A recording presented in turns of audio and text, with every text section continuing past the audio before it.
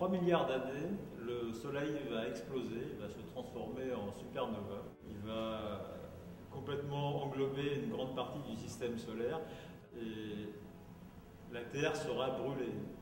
Bon, c'est dans 3 milliards d'années, ça nous laisse encore un petit peu de temps. 3 milliards d'années, c'est 3 billions. Donc, en fait, j'ai imaginé que dans 3 milliards d'années, il y aurait encore des humains et qu'il y aurait encore de l'architecture, et en particulier l'architecture que j'aime aujourd'hui au XXIe siècle. Et que donc, comme la Terre sera brûlée, les humains seront obligés de s'enterrer en profondeur, parce qu'il fera beaucoup trop chaud, il n'y aura plus d'eau. Donc voilà, donc c'est l'idée de la peinture. Donc en fait, c'est une coupe sur l'écorce terrestre. Donc le ciel est ici, ça c'est la Terre, et les humains vivent dans des tunnels qui sont creusés dans la Terre. Et donc dans les tunnels, il y a de l'eau et il y a des bâtiments d'architecture que j'aime aujourd'hui et que les humains ont démontés et recréés dans les galeries souterraines pour se protéger du soleil qui a explosé.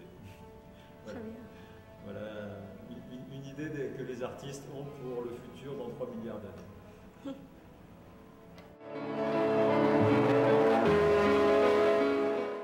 Non, c'est pas du tout la même chose. D'abord, l'architecture, c'est beaucoup plus long comme processus. Un processus sur un bâtiment, ça peut prendre des années, parfois, entre le moment où on commence à le concevoir et le moment où il est finalement réalisé, construit.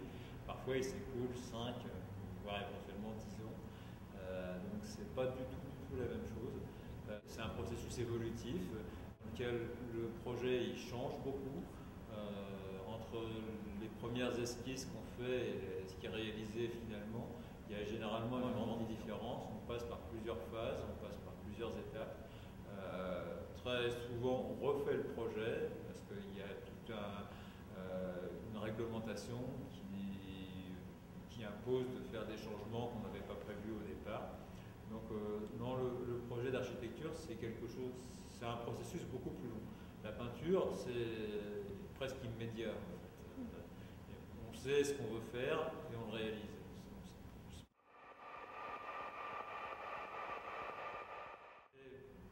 J'ai beaucoup été dans des musées, j'ai beaucoup vu de peinture, ça m'a beaucoup inspiré.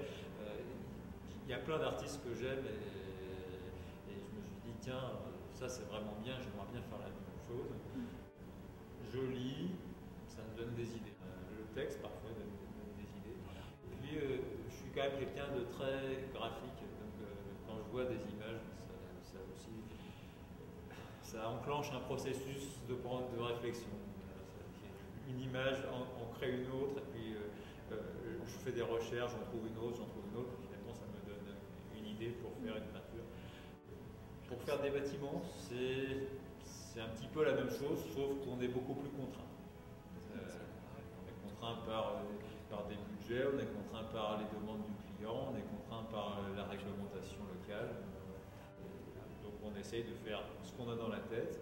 Le thé, le café et le sucre à côté. Puis d'un coup c'est parti. Tout s'est effondré.